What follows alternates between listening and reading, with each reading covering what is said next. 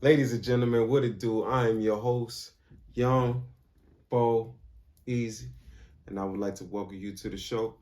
You are now tuned in to Knicks and Dimes. Have to fix the mic real quick. You know what I'm saying? All right. Good game today. From tip off to the buzzer, final buzzer. Very entertaining game. 96-116 win over the Sacramento Kings. Full team win. Um, I mean, it's just a team that's 18-34. You don't know how serious to take this win, but the energy that's coming from it, you want that to keep going.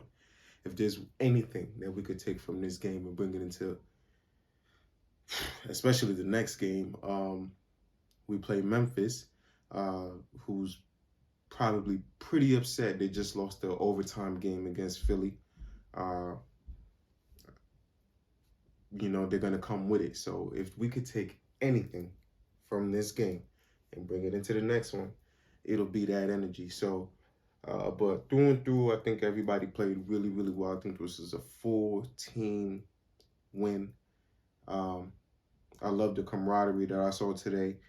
It was just really, really cool. And even with all the turmoil going on as far as being a Knicks fan and just in everything Knicks, because there's a lot of turbulence. It was good to see at least this type of game, because we've been getting smacked for a little while. So to win again by 20 feels good.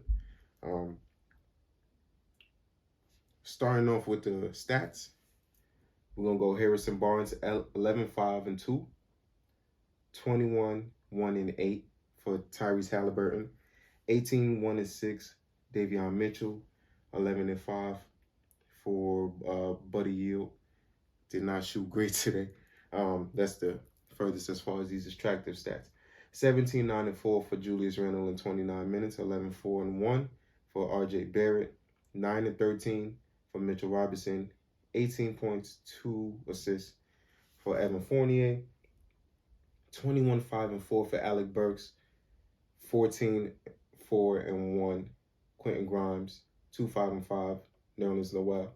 14-4-2 in 19 minutes for Obi Toppin, and 6 points, 4 assists for Emmanuel Quickly. And you got a slight 4 points for Cam Reddish. It don't really be too many attractive stats, but it's the Knicks. What you want me to do? You know what I'm saying? I'm going to point out everybody's stats. All right, so they shot 43%. We shot 50% for the game, so that's really, really good. 37% from the three-point line. We made 13.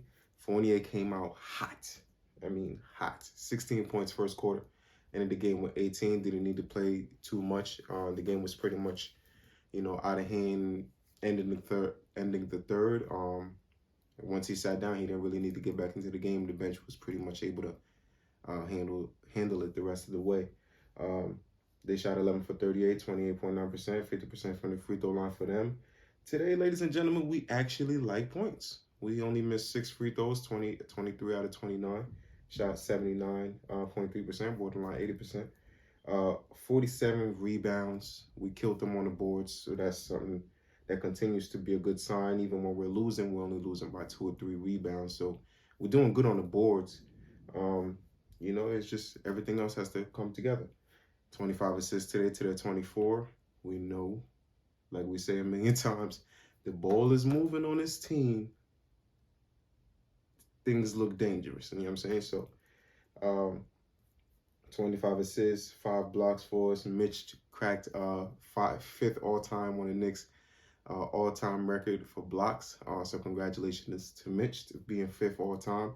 Long way to go, man. Hopefully you continue to be a Knick and continue to rise up that all-time list. You know what I'm saying? You really far from, I believe, Patrick Ewing. So you ain't got to worry about that right now, but just keep getting your blocks in. 17 turnovers. That's been around the number that we've been in these last couple of games. 17, you've been seeing that a lot. Turning it over a little bit more than we want to, but man, at the end of the day, a dub is a dub. So this game, man, like I said, Fournier started it out hot for us, and it just put everybody in a You know, RJ didn't really shoot too well, but there was a lot of space on the floor. Bench points, man, 61. 61 points. All right, so the bench really came with it today. 14 points, like I said. Obi Toppin, you got Grimes chipping in as usual. You got Grimes with another 14 and then 21 from Alec Burks. Um, Quickly didn't really put up too many numbers as far as like scoring, but the pace that he delivers and then the defense that he always comes with. Nerlens Noel doing those things that don't show up on the stat sheet, but playing really well defensively and things of that nature. So the defense and just the bench as a whole, it's a defense, but the bench just really came with it, and the starters came with it. I know there's a lot of things going on, especially with the Julius Randle thing, man. There's been a lot of bad things said about Randle recently, from whether it's myself or everybody, whoever speaks on the Knicks, and so, but we got to digest that the fact that this dude was averaging what 24, 10, and 6 last season. Julius Randle, like, I don't know too many people who could do what he does.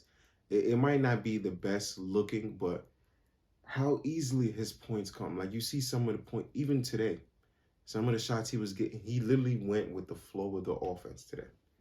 Like, he was literally in the flow of the offense today. 17, 9 boards and 4 assists.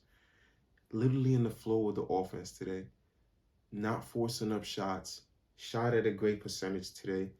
And you just getting those free throw line jumpers. Like, eventually, like, the game is just going to open up for you. When we're not forcing it and, like, okay, Jules, run it for us. These teams are sending doubles that way. They seen that their formula works, and you haven't figured out the way to get rid of the basketball quickly, they're going to keep doing it. So when the offense is just moving and they have to realize that, okay, they're playing through somebody else, and then you get the ball and you're free and they cannot move because other people are hitting shots, so they have to let go of that double, and you're in the middle of the court. Typically that double is when he's on one of the wings. You know what I'm saying? One of the elbows around that side. If he's in the middle of the court and he gets that and he has all sides open, it's night. Like, he's that free throw jump shot is money. So his points can come very, very easily. He gets offensive boards sometimes. He's not great at pace, which is something else I wanted to get into, but he could definitely run and get you a couple buckets on the run. With that said, man, he could easily be somebody who's constantly flirting with a triple double. But I just don't know where that energy is. It's just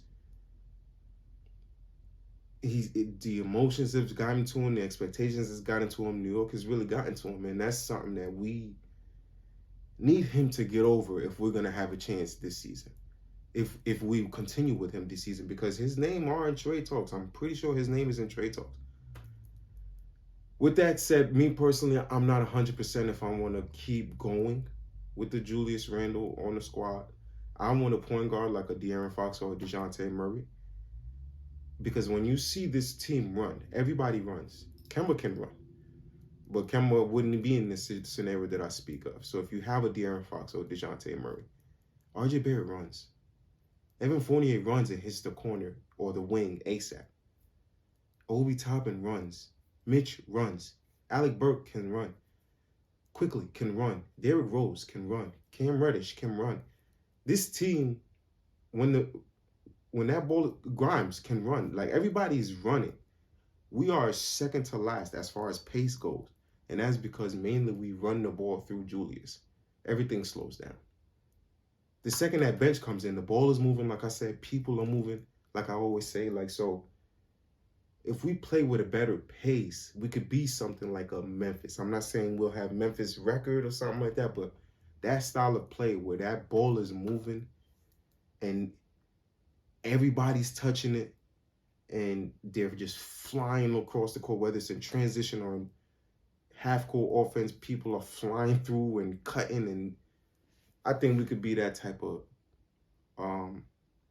team. And I just don't know. You see good games like this out of Randall, and you're like, all right, has he figured it out? And then you get three bad ones. So I don't know if I'm ready to continue with all of this. I'm still ready for my phone to just go off and say, hey, the Knicks got a point guard.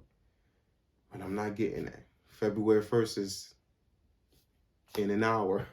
And we got, what, 9 days to seal a deal. So it's just, I'm really waiting for something to happen. I hope something happens. If not, this team is really going to have to pull something through, and Derrick Rose needs to come as quick as possible. The quickest they're saying he can come is February 25th after the All-Star break, and we'll see how that goes down. But like I said, we got Memphis the next game. They just took an L. They're not happy about that, I'm sure. So they're going to come with that fire. If we don't respond, this score that we got today in our favor is probably going to be, we're probably going to be the Kings in that scenario if we don't come with that fire. And that's just keeping it real. You know what I'm saying? You see, I'm saying I had to rip my son quick one time, you feel me? Although he didn't have a great game today, he, just still got to rep it, though. I mean, that's still my guy. More stats, points in the paint, we was pretty even with them. And that's pretty much it, man. We capitalized on the turnovers. They did more so. They did 22 off of our turnovers, and we did 18. Only one lead change. Once we got to 10 points, we had it the rest of the way, and we maintained that lead. So that's also a good sign. Key to that next game, man, is that energy. If we bring that same type of energy and we moving that ball in and we not playing stagnant, I really, really hope we're not playing stagnant and Fournier comes through. We're 13-4 when he gets 18 points. He did that again today. So that continues to show good signs. We got a chance against this Memphis squad. But this trip that we about to be on is serious business. We got Memphis. We got the Lakers. We got Jazz, Nuggets, Warriors, Trailblazers, Thunder. And then we get back to New York, and then we play the Nets, crosstown rivals. So we got to really be on our P's and Q's these next couple of games. And hopefully we can make the best out of it, man. It's just all about energy.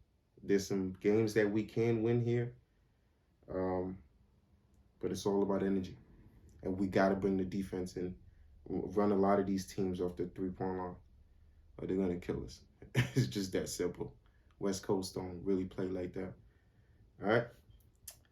You already know what it is, man. It's your host, Young Bo Easy, man. Thank y'all for tuning in to the show, man. Like, comment, subscribe.